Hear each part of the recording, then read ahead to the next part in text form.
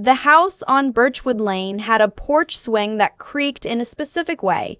3 short squeaks and then a long one, and my grandmother had been sitting on that swing for so long that the sound had become part of the house itself, part of her. I used to fall asleep to it during summers when I was little, tucked under a quilt she'd made from my grandfather's old flannel shirts, listening to the swing keep time like a slow metronome while the fireflies came up from the yard. She called it her thinking spot, said she'd worked out every important decision of her life from that porch, whether to marry my grandfather, whether to take the job at the school district, whether to sell the old truck after he passed. Every big thing got thought through on that swing with a glass of sweet tea and enough quiet to actually hear yourself. I'm telling you about the swing because when she died last March, the first thing my brother asked about was the house. Not the swing, the house. My grandmother was 79 and she went the way she would have wanted. At home, in her own bed, with her garden still blooming outside the window. She'd been declining for almost a year, and those of us who were close to her had time to say what needed saying. I drove down from Columbus every other weekend for the last 4 months. My brother, who lives 40 minutes away from her, who had visited exactly twice in the past 2 years, called me the evening she passed and said, before he even asked how I was doing, "Do you know if she updated the will after Grandpa died?" I didn't answer right away. There was a long silence on my end, and he filled it by saying he was just asking because there's a lot to sort out and he wanted to be prepared. That was the first sign. I am a paralegal. I've worked in estate law for 6 years.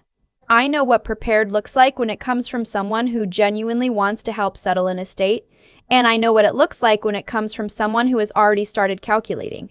My brother was calculating. I could hear it in the way he asked. Too casual, too fast, like he'd been rehearsing.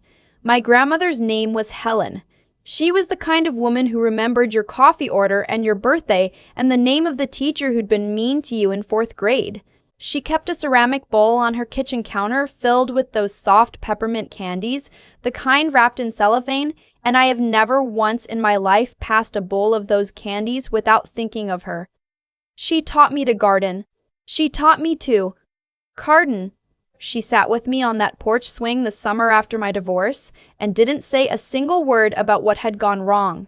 Just handed me sweet tea and let me talk until I ran out of things to say.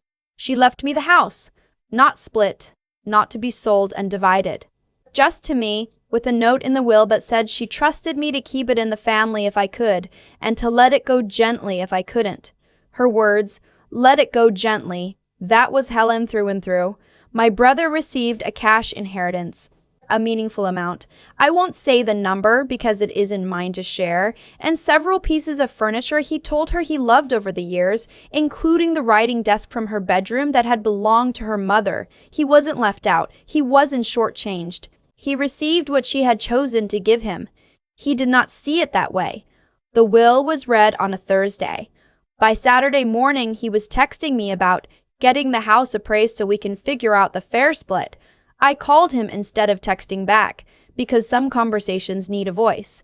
"There's no split," I said. "She left the house to me." "Right, but that's not really fair given everything." "Given what everything?" He paused. Then he said he'd contributed in ways that weren't always visible, and that Grandma had been confused in her final months, and that he thought we should at least have a conversation with a mediator before anything gets decided.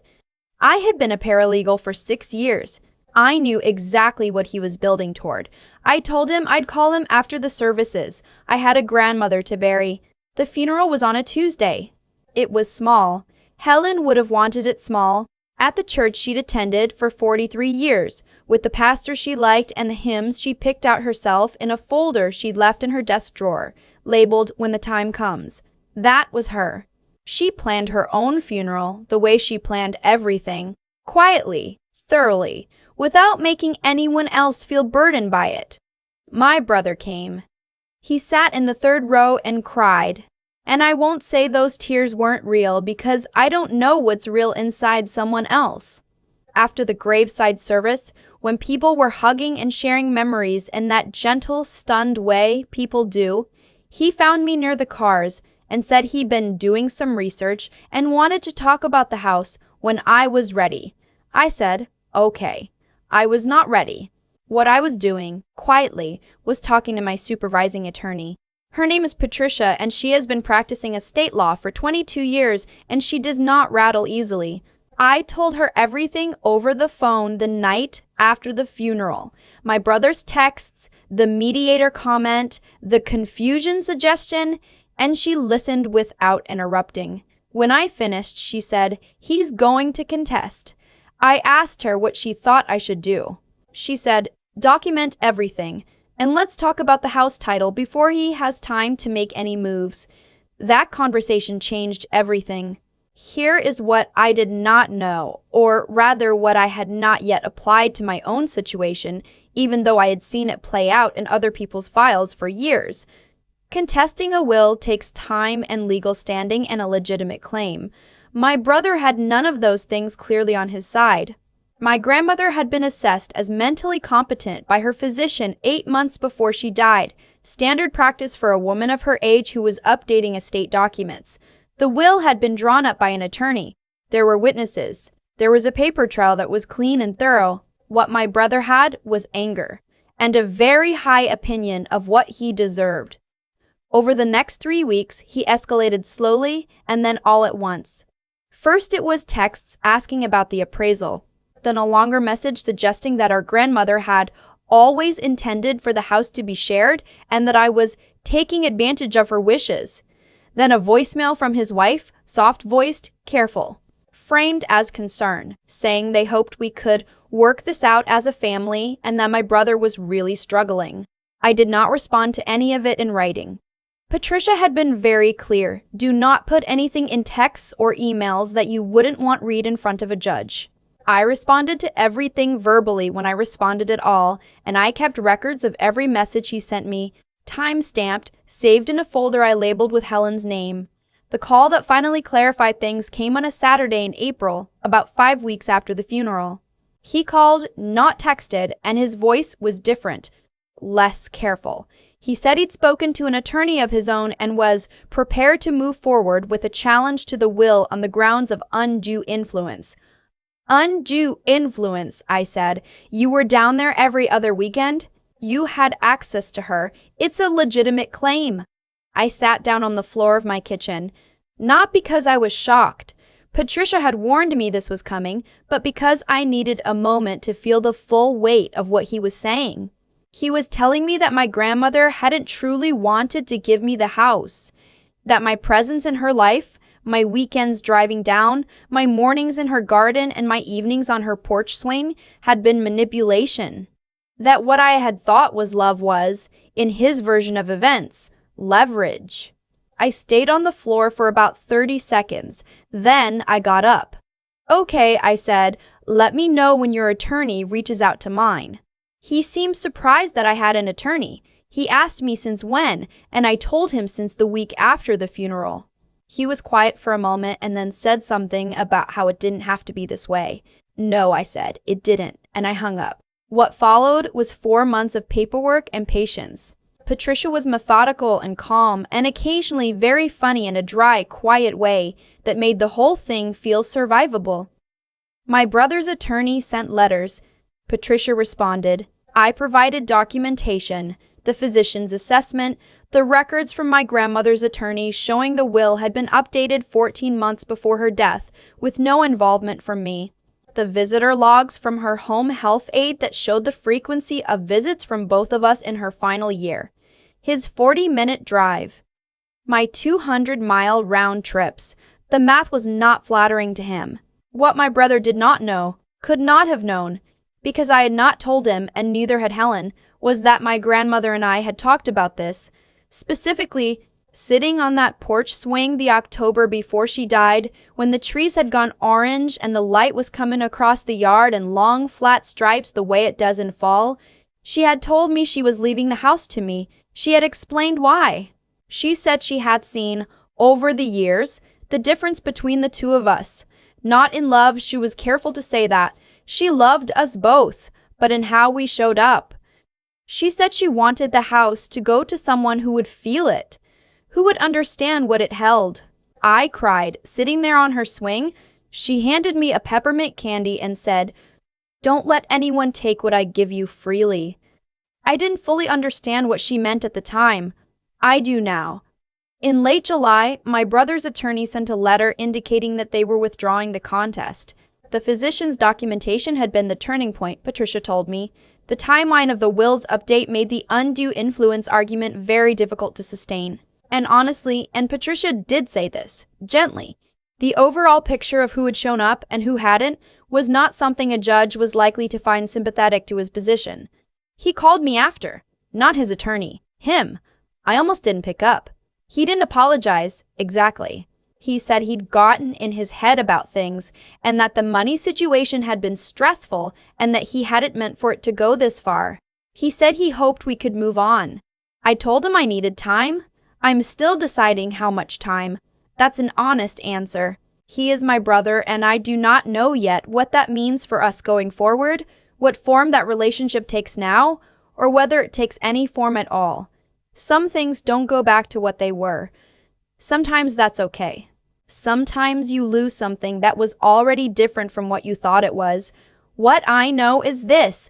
I kept the house.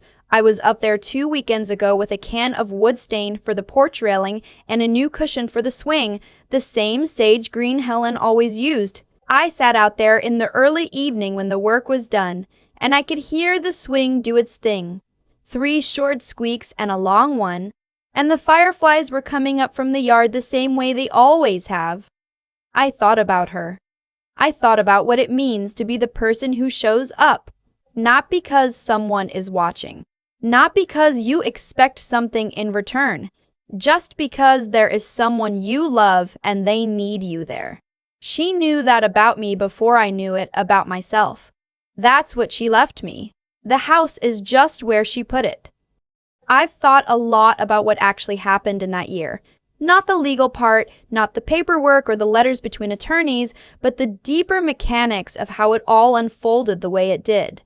My brother made a calculation. He saw an asset, he saw an outcome he didn't like, and he decided the most efficient path was to reframe my presence in Helen's life as something sinister. That's not grief talking. Grief is messy and irrational, and it makes people say things they don't mean. What he did was deliberate. He built an argument. He hired someone to carry it. And when the argument fell apart under the weight of actual evidence, dates, records, a physician's signature on a form filed 14 months before she died, he let it go and called me asking to move on. I don't say that with anger anymore. I've moved past anger. What I feel now is something quieter and harder to name. A kind of clarity, maybe, about what it costs to live the way I live versus the way he lives. Because here's what I keep coming back to. I didn't show up for Helen because I expected the house. I didn't make those drives down 71 with any thought in my head about what she might leave me. I showed up because she was my grandmother and she was dying and I wanted to be there. That's it. That was the whole of it. And the fact that she saw that she chose to honor it in the way she did, wasn't a transaction. It was recognition. There's a difference, and the difference matters more than most people think. What I've learned, sitting on that porch swing with a new sage green cushion and the same 3-squeak creak, is that the life you build through showing up compounds quietly. You don't see it accumulating. You're not keeping score because you're not thinking about the score. You're thinking about the person in front of you, the thing that needs doing, the moment that's actually happening.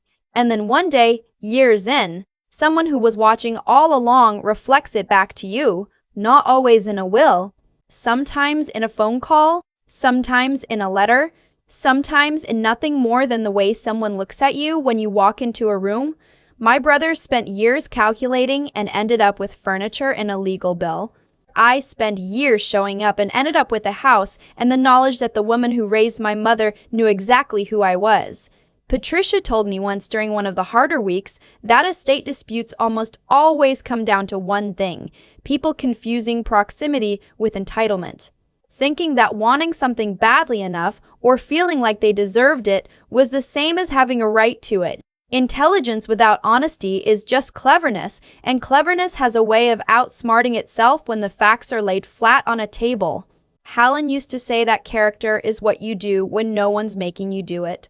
She wasn't a woman who quoted philosophers or hung motivational signs in her kitchen. She just lived a certain way and expected the people she loved to eventually figure out why. I'm still figuring it out, but I'm doing it on her porch, with her swing, with a glass of sweet tea, and enough quiet to actually hear myself think. That's not nothing. That's everything.